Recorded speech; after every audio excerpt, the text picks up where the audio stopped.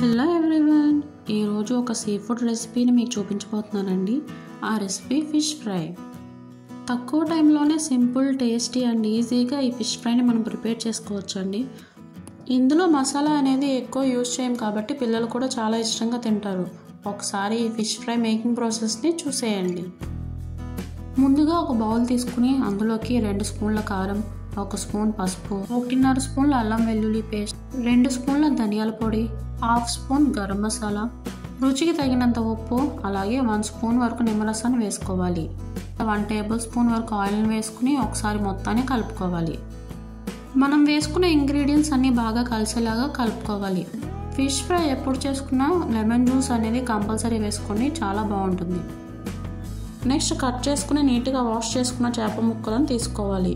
మనం ముందుగా ప్రిపేర్ చేసుకున్న మసాలాను చేప ముక్కకు పట్టేలాగా 2 వైపులా పట్టించాలి. మిగిలిన ముక్కలు కూడా సేమ్ ఇదే ప్రాసెస్లో మసాలాను మనం పట్టించేసుకుని రెడీగా పెట్టుకుందాం. నెక్స్ట్ స్టవ్ ఆన్ చేసి కడాయి పెట్టుకుని అందులోకి 2 టేబుల్ స్పూన్స్ వరకు ఆయిల్ వేసుకోవాలి. ఆయిల్ వేడెక్కిన తర్వాత అందులోకి ముందుగా మనం రెడీ చేసి పెట్టుకున్న ఫిష్ పీసెస్ను వేసుకోవాలి. ముందుగానే ఫస్ట్ బ్యాచ్ ప్రిపేర్ చేసేస్తానండి, ఇది సెకండ్ బ్యాచ్, సో అందుకనే ఆయిల్ అనేది అట్లా కనిపిస్తుంది.